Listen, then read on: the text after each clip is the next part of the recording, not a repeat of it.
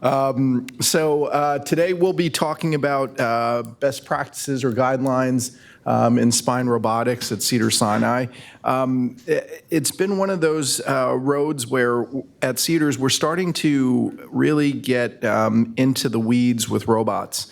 And we've gone through that, if you remember that learning curve of initial adoption and then going through a lot of failures and then plateauing to a point where you really feel like you're good.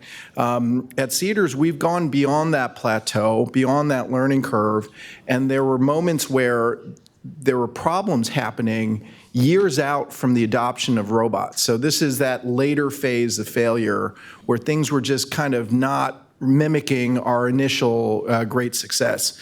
And so that's kind of the context of this talk is what happened and what we did to kind of fix it. So here's my consultants. I do a lot of heavy work in robotics all throughout, so I am biased. But this is not that conference that is robots, no robots.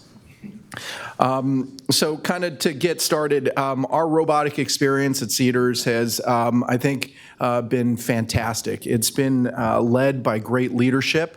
And when you think about, it was only 5 years ago when we started using robots. It's not like this was 10, 15, 20 decades of entry. It's one where our first case was done in 2019 with the Mazors X Stealth Edition.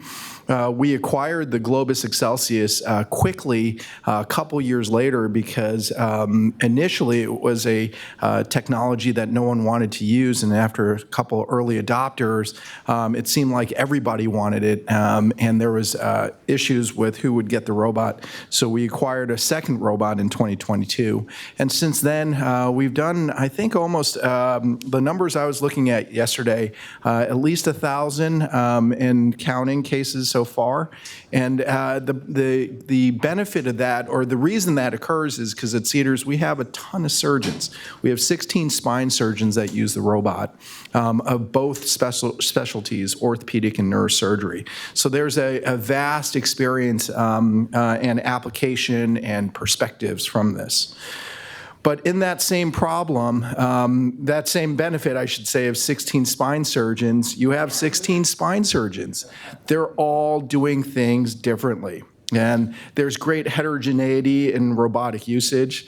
I mean, I love these videos. I watch them all the time. Every time they come out, this is Boston Dynamics. They do the true robotic-like stuff. But I think the problems we've faced at Cedars is there's so much heterogeneity in the way the robot is used. The workflows are completely different.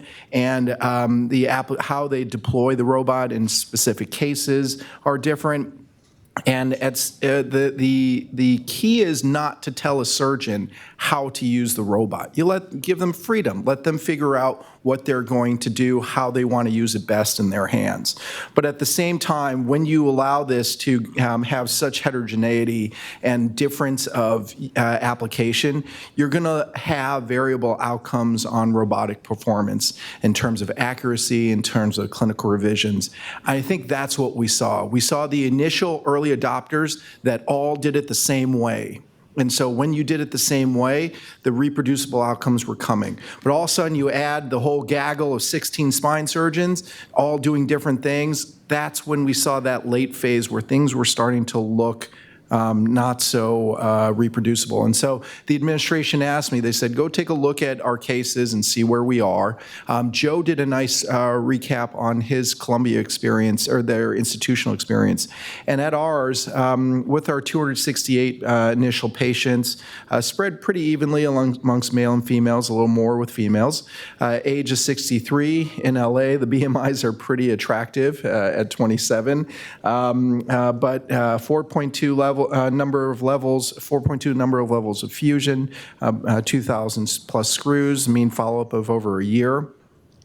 And what we found was that the number wasn't 0. It was not 1.5 or 1.0. It was actually a little concerning. And they were starting to cluster. They were starting to happen later. If you looked at the early stage, yeah, we were hitting 0, less than 1%, but we saw an alarming rate of increase month after month. Another case, and where what was kind of a highlight was the M&Ms that we do every month. One of the months it was like robot complication, robot complication, robot complication. I think it was during the summer at that time, and we were like, there's something wrong. When you look at the 2.2 that failed, there was nerve root injury from screw reoperation, nerve root injury from the tap, nerve root injury from the high-speed drill, a durotomy from the screw, and 4 out of the 6 underwent repeat clinical revision surgery to address their problem. And so to highlight, these were examples. This is a T10 to pelvis with use of the robot. And clearly, we know this from navigation, but there must have been some kind of frame shift, or maybe the location of the T10 was a little too far away from where the robot was. This was at the time with the use of the Mazor. And this is a pediatric case that was done by our colleagues, and that transacral screw attempt, where the distal portion of the screw pushes the vertebral body forward, leading to distraction and a dynamic change in the spine, which leads to loss of accuracy. And so we published this in our paper. And what we concluded was newer generations, the new generation robots, did not have better complication risks or reduced complication risk compared to the old robots, which was kind of like, well, what does that mean? I thought new robots are supposed to be better. They're supposed to be safer. And what we found was that 50% of robot-related complications resulted in reference frames, issues like the same issues that always seem to be a problem with tracking. And this represented an opportunity of improvement. And so again, the robot didn't seem to make things better, and somehow we saw that there was, we were kind of scratching our head trying to figure out what the issue was. And what we realized early at Cedars was that best practices, standardized guidelines, we thought that might be the issue, because when we critically looked at what was being done, it wasn't the robot's fault. It wasn't the surgeon's fault. It was just the system's fault. We learned this in psych. It's called the fundamental attribution error. And you think it's the individual in that situation that's creating the problem, but really it's how everything came together that pushed that individual or that the people in that situation to do the wrong things. And so what we realized is if we did the same thing over and over and kept blaming the robot and we expected different results, that would be insane. So we sat down under the leadership of Dave Skaggs and others. We sat down, had meetings, collaborations, a lot of them, with all our Cedars robotic spine surgeons. And we collected a best practices, an institutional specific. We went over all the procedures. We collected our Hive experience, and we tried to understand kind of what's best, what isn't, what should be done, what shouldn't be done, all within the realm of the surgeon still can do whatever they want to do with the robot, but we'd rather create the guidelines now instead of the institution coming back and saying the robot program is shut down, because that's what could happen, and that's what had happened in other parts of the country. So in our grand rounds in July of 2023, so this was only last year, we introduced these guidelines after coming up with a lot of things, and we'll go over that today. And the key thing is the robotic and implant reps were present and notified, and they were told, these are the guidelines. If you're going to use your robot in our institution, this is what you have to do in order to make sure it works. And our final guidelines were revised in January of this year. So to kind of go over the organization of these guidelines at Cedars, we have a thoracic spine and we have a lumbar spine. Their applications of robots in these anatomic areas are completely different. So going over the thoracic first, the main, and these are mandatory guidelines. These are not the surgeon can say, I don't want to do it. The rep is required to enforce this and really make the surgeon understand that this could be a problem if you want to use the robot and you don't follow these. And the first one sounds kind of silly. To adhere to the limitations and working distance from reference frame and or bone mount fixation per manufacturer recommendations. So what does that mean? In the thoracic spine, if you look at, for instance, the Mazor X robot, in order to use, in the thoracic spine, you use a single clamp. If you look over on that first line over to the open procedure, 2 vertebral bodies above, 2 vertebral bodies below with a single clamp. And so that was not what was happening. We were clamping it, and then we were spinning it to try to get 7, 8, 9 levels, and we were using that clamp to put screws in as much as we can to maximally efficiently use our OR time and get it done. And in these simple kind of adherences to manufacturer guidelines, we realized that we weren't following all the rules, and this will come up in the lumbar as well. So if you're trying to do that 7, 8, 9 level small thoracic spine where you can get it all in one spin, you got to use a double clamp. The other things, interestingly enough, the attendings relied a lot on the implant robotic reps to do all the screw trajectories. They felt like they got it, they knew what was going on, but as we learned in our later experiences, the skiving, the unique anatomy that only spine surgeons know about facet, landing points, that was all critical to evaluate. But there were a lot of attendings that were just like, glancing over it quickly to get the case going and relied on the implant rep to do it. So they were responsible to review all the plans again. There are a couple attendings that would actually go and get coffee while there was a fluoro CT matching calibration going on. Because again, that wasn't part of the surgeon's job. It was the implant rep's job or the fellow's job to learn the process. And so we made it that the attending needs to be present for all of these things. When you finally go into the open part of the robot, you're always anatomically confirming. I think that's an obvious mandatory that didn't need to be enforced. And then a big thing at Cedars is the high-speed drill bit or burr with a positive stop. When you look at the anatomy, and we looked at a couple hundred, and this was actually published by the Columbia folks, if you actually track a medialized, an intentionally medialized trajectory, one where it isn't exactly where it should be, that lamina depth or thickness is about 10 millimeters in an adult. And so what we realized is if we just use the drill, that high-speed 75,000 RPM drill, just to break the cortex, go just a little bit into the cancellous bone, but those drills are meant to go 30 millimeters deep. And not to shove it all the way down, but just to break the initial cortex, positive stop at 5 millimeters, allowing the slower tap, which is much more tactile feely to actually cannulate the pedicle. That was a major change in the way we used robots in the thoracic. A ball probe check to always check. We use neuromonitoring heavily at Cedars for thoracic screws. That was all mandatory. And then there are a couple attendings, myself included, that would leave the OR without getting imaging at the very end. But we mandatorily made it so that either an X-ray or fluoro or a check spin O-arm would be done. Specifically to Excelsius and Globus, the surveillance pin needs to be included. At some point in the learning curve, there were a couple surgeons that said that wasn't necessary, and we said it was. There's a lot of foot pedal resettling if you use the Excelsius, just really always double checking that you're pushing the pedal to make sure that you're within target. And then the offset warnings, to adhere to those offset warnings, those pressure gauges on the Excelsius that really tell you if there's an issue with potential skive or a wrong trajectory. On the Mazor X, they have this little, on the end effector, there's a little divot. Before the case starts, you put the chicken foot on there. That checks the internal reference frame accuracy. That was a mandatory thing. And then this was another big one in the thoracic spine. We no longer, the actual reference ball or the reference frame, we attached on the human being. And what I mean by that is this is the example of a Mazor X Stealth Edition, where they intentionally put the reference frame on the robot.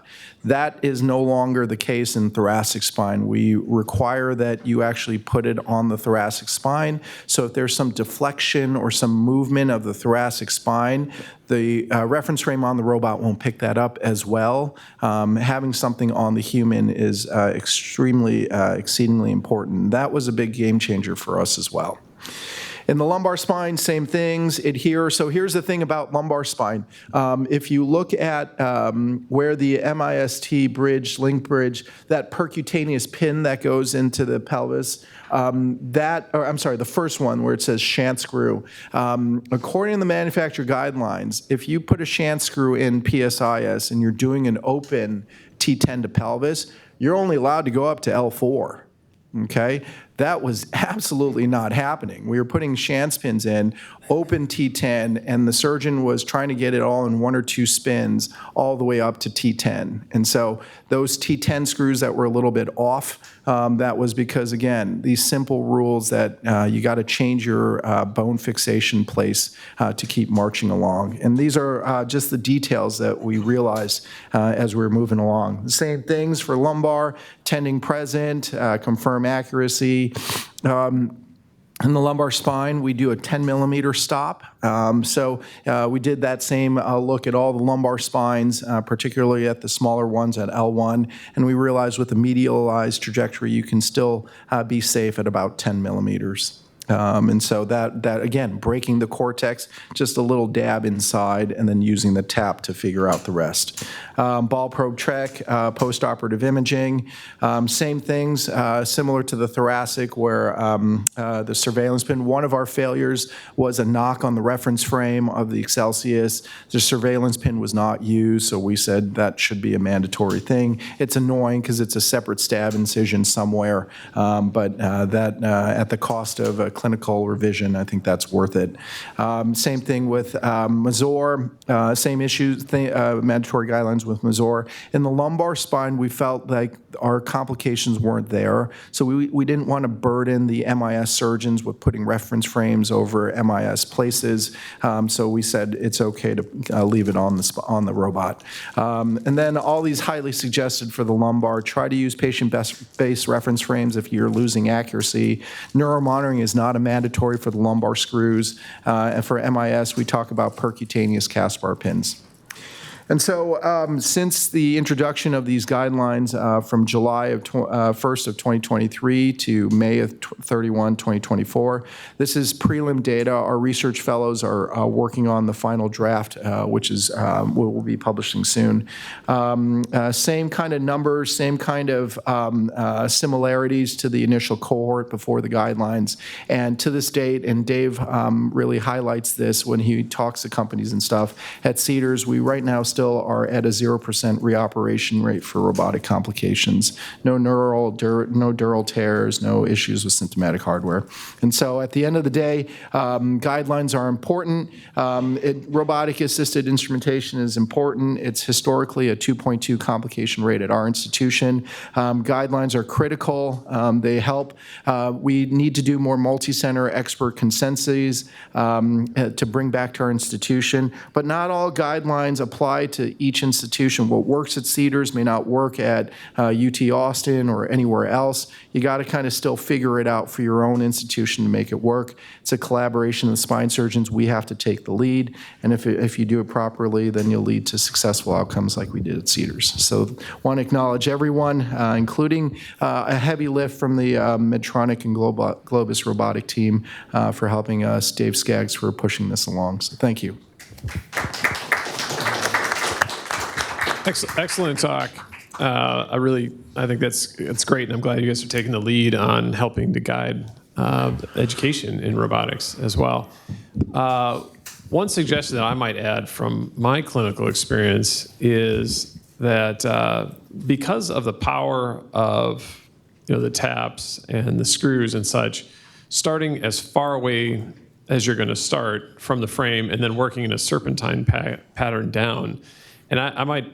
If I were to adopt your protocol at our place, I would probably add that one as well, just because when you're tapping, you're actually pulling the body a little bit towards the tap, and then you're placing the screw, you're pulling it back. So if you start as far away as possible and then work yourself down, alternating sides, you can compensate for that. And that's one of the things that, you've heard me talk before. I've been pretty evangelical about it because I found in my cases that's really kept me out of trouble. Those frame shift errors, although they're hard to get, especially with the reference ball, nowadays, the skyvometer and all, but they still happen, and you still can see them. And so anything we can do to prevent frame shift error. So, but great talk, and I'm so glad you guys are leading on this. Totally, that definitely came up, and you get lost in the weeds when you start talking about guidelines, because every surgeon has their very strong opinion about. That's not a super detail. That's actually a pretty good thing, but that was brought up too, and some surgeons were like, "Well, do I go serpentine? Do I go my side first, the other side first?" And we were like, "You know what? That's a little bit too thorny." If it's surgeon directed, we understand we don't want to be too telling you what to do kind of thing. So that was brought up as one. It didn't make the cut. The going from farther away and working towards. I think a lot of surgeons do that from our navigation experience to just do it, but we didn't feel like that was, and we couldn't really tie that to what the failures. So like if you look at that T10 to pelvis where the screws were all shifted, even if you started at the top and worked your way down, the theory would be that the lowest screws, like your L2, 3, 4 screws, would be the ones that were off. And the T10s would be perfect because that's the ones you started at first, theoretically. So it didn't quite make the mustard of like what's mandatory, what should be mandatory and what shouldn't. Right. Now, I agree that it makes sense to tailor to individual institutions. That's good. Yeah. I would say though, if you start at the T10 and you don't have frame shift error and you alternate back and forth, you're not pulling the frame. What ends up with a T10, T11 frame shift error is when you start at the bottom and you go up and down one side and you pull that frame over to your assistant side. And then you start marching down the opposite side. And you'll notice that on the pictures that we saw earlier today, that the assistant side screws were contained in bone, and it was the surgeon side that wasn't. And that's because they marched up that side, and then they started coming down the other side. Okay. Let me ask you this, Andrew. So when this is a late stage failures kind of thing, right. Have you seen those, like going through the learning curve? You've had years of experience with the Globus. Like if you're thinking in your head, what are some recent failures? I know there's not many because you're the best in Washington, but like, does any of this ring true? Have you seen any failures like this? Absolutely. I think the most dangerous time for a surgeon is when they think they know what they're doing. And for me, having done all three platforms, because I did it with the Renaissance, I did it with the X, and still doing it with X Stealth and the Globus now. It's when you get that comfortable part, like, oh, I've got this. The first 20, 30 cases, you're sweating bullets, you're double checking everything. Then you get into this lull of like, oh, okay, I know what I'm doing. That's when the bad stuff happens. Mm-hmm. And so does need to be this constant vigilance kind of mentality towards it. And that's where having protocols like what you're putting together is really helpful. That's where having the attending come in and check this, instead of having the coffee break. I think that kind of attention is really helpful at avoiding that. And as long as our residents and fellows are leaving with 50, 60 cases under their belt with that system, they're probably over that overconfidence hump. But there is definitely a phenomena that I've seen in people that I've taught in my own experiences with the 3 different platforms where it's the most dangerous time is where I think I've got it. Yeah. So let me give the mic to Dr. Ross. Your experience, how many years have you been using the robot now? So I've been in practice about 2.5.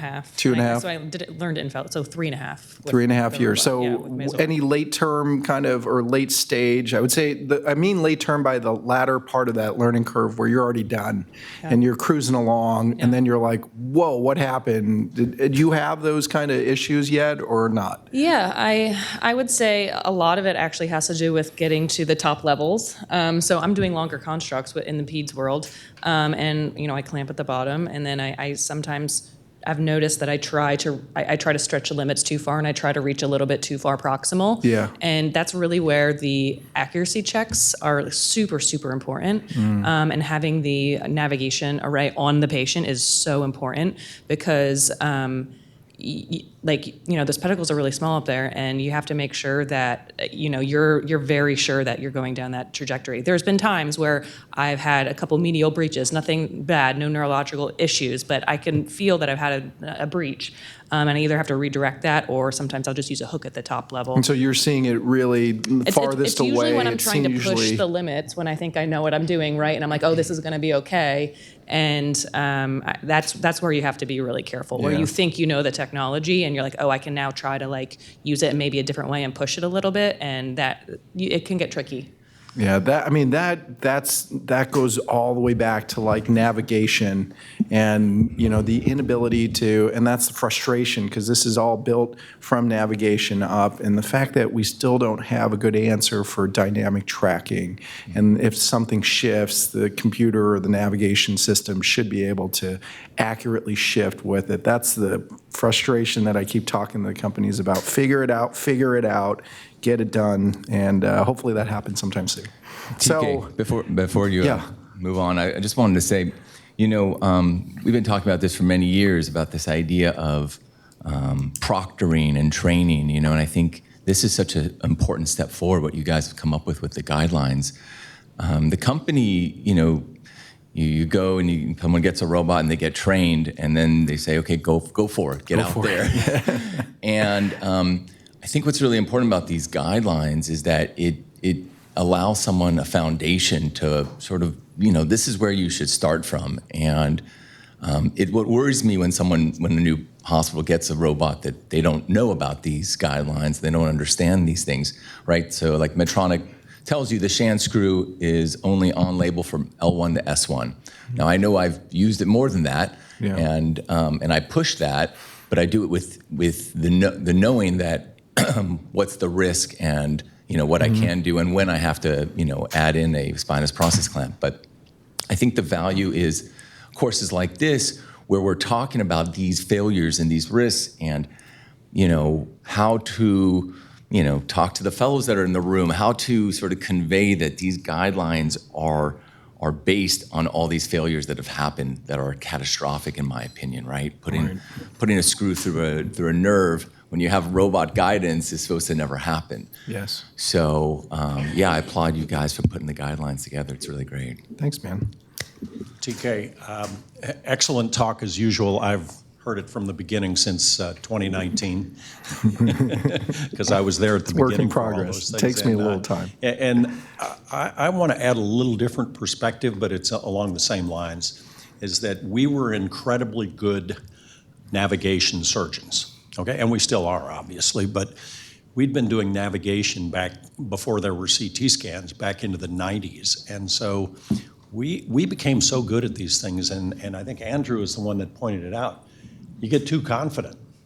Okay, so if you're going to use robotics, it takes a structured set rather than a gifted surgeon, okay, lecturing us about being a world-class navigation surgeon. It puts it into a different realm, and there's a new ball game, and it's kind of a whole new set of rules. That's kind of what this is. It's a set of rules that says if you're going to do robotic surgery, it's going to be held to kind of a different standard of what is acceptable, because the consequences are, okay? And I look at most of those cases up there, the complications, they were my patients back in 2019, or most of those were.